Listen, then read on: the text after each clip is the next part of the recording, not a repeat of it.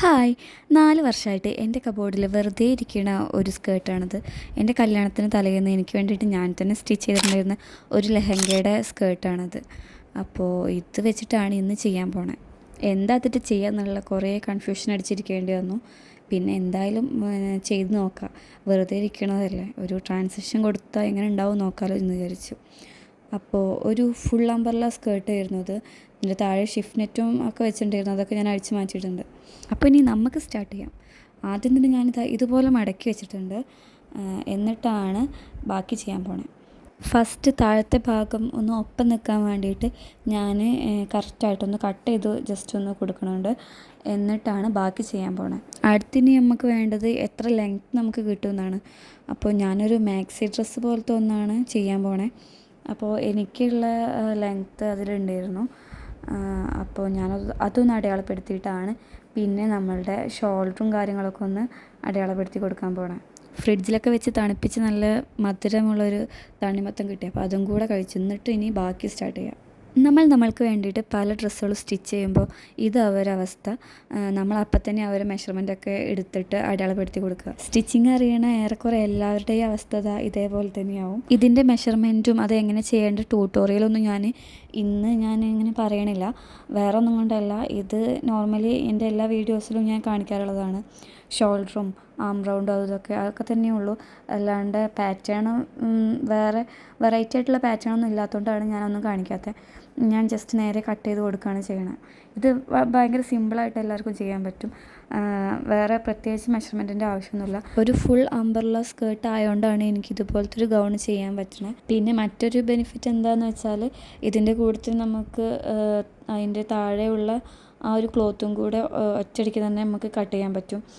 അതുകൊണ്ട് നമുക്ക് ലൈനിങ്ങിൻ്റെ ആവശ്യം വരണില്ല. സ്ക്വയർ നെക്കാണ് ഞാൻ ചെയ്യാൻ പോണത്. അപ്പോൾ ഞാനത് അടിച്ചെടുത്തിട്ടുണ്ട്. അതിനി മറച്ചിട്ടിട്ട് ഒന്നും കൂടെ സ്റ്റിച്ച് ചെയ്ത് കൊടുക്കണം. അപ്പോൾ കറക്റ്റായിട്ട് ഇതുപോലെ തന്നെ പിടിച്ചിട്ട് നമുക്കത് സ്റ്റിച്ച് ചെയ്ത് കൊടുക്കാം.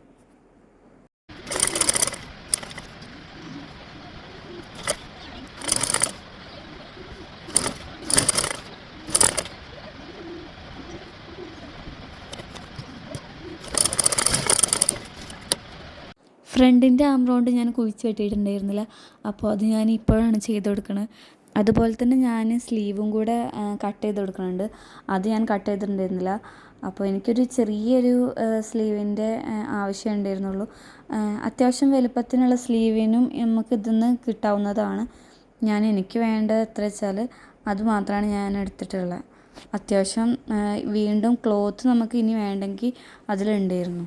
അപ്പോൾ അതുകൂടെ നമുക്കൊന്ന് തയ്ച്ചെടുക്കാം.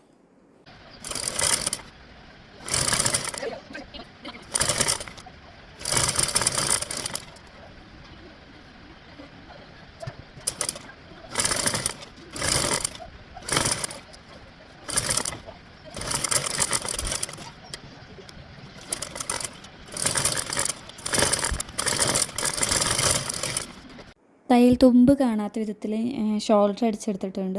അപ്പോൾ ഇത് നിങ്ങൾക്ക് എങ്ങനെ അറിയില്ല എന്നുണ്ടെങ്കിൽ ഇതിൻ്റെ മുന്നത്തെ വീഡിയോസിലൊക്കെ ഞാൻ അത് പറഞ്ഞിട്ടുണ്ട്. നിങ്ങൾ ജസ്റ്റ് ആ വീഡിയോസൊക്കെ ഒന്ന് കണ്ടു നോക്കൂ. അപ്പോൾ അത് പ്രത്യേകിച്ച് ഞാനത് പറയണില്ല. ഇനി സ്ലീവ് അടിക്കാനുണ്ടായിരുന്നു, അപ്പോൾ അതും കൂടെ അടിച്ചിട്ടുണ്ട്. പിന്നെ നമുക്ക് 2 സൈഡും ജോയിൻ ചെയ്ത് കൊടുക്കുക. പിന്നെ താഴെ ഒന്ന് ജസ്റ്റ് മടക്കി അടിക്കാനും കൂടെ ഉള്ളൂ. അതേപോലെ തന്നെ ബാക്കിൽ ഞാൻ ചെറിയൊരു ടൈയും കൂടെ അറ്റാച്ച് ചെയ്ത് കൊടുക്കുന്നുണ്ട്. അപ്പോൾ അതും കൂടെ കഴിഞ്ഞിട്ടുള്ള കംപ്ലീറ്റ് ലുക്ക് ഞാൻ കാണിച്ചു തരാം.